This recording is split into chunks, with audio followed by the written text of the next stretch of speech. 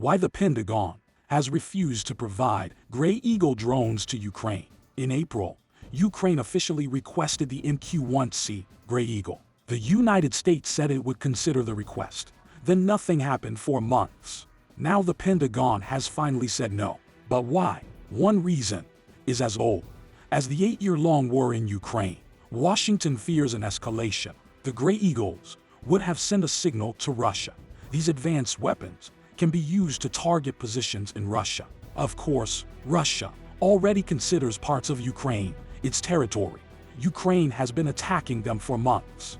The US has voiced no objections, and Putin still hasn't used nukes to defend them. So why would the Gray Eagle change things? Back in September, a bipartisan group of congressmen wrote to the DoD. They urged the Pentagon to sell 4 Gray Eagles to Ukraine. Even earlier, General Atomics offered the drones to Kyiv. But no transfer is possible without Pentagon approval. Gray Eagles have never been exported before, and the reasons might go deeper than fears of escalations. There's an obscure little agency few Americans have ever heard about. It's called the Defense Technology Security Administration. It was established back in the mid-1980s.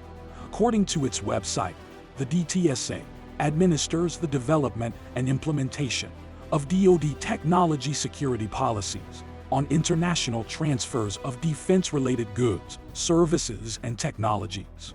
In other words, it decides what can and can't be sold abroad. The General Atomics MQ-1C Gray Eagle contains a small but important gizmo. It's an electro-optical infrared ball developed by Raytheon Technologies. The technology is known as the multispectral targeting system. It provides real-time intelligence, targeting, and tracking to the operators, and it's predictably classified. General Atomics builds many UCAVs, from Reapers to Predators. But it's just a privately owned business. The radars inside these drones, however, are all built by Raytheon, and Raytheon is one of the largest defense conglomerates in the world. The Gray Eagle was built as an upgrade to the MQ-1 Predator. It can fly for over 27 hours, travel 2,500 nautical miles, and carry Hellfire missiles. It's been used in the Middle East and Sub-Saharan Africa, but it is only operated by the US Army. Not long ago, Ukraine pleaded with Israel to give them the Iron Dome. It's a highly efficient Israeli missile defense system. Israel said no. What many people don't realize is this. Iron Dome may be assembled in Israel, but it relies on Raytheon radar tech. And if Raytheon and the DTSA says no, that's the end of the matter.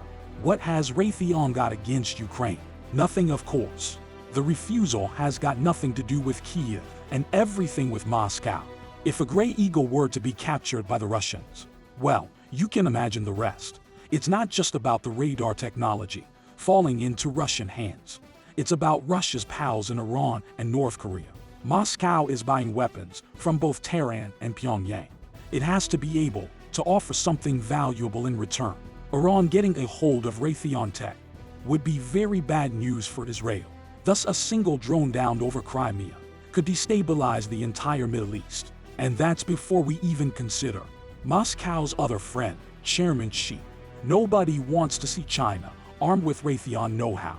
And there's simply no way to make sure no Gray Eagle would be shot down. As one Ukrainian fighter pilot said back in June, "It's a very capable platform, but as for me, it's very dangerous to use it just on the front line. It's not Afghanistan here.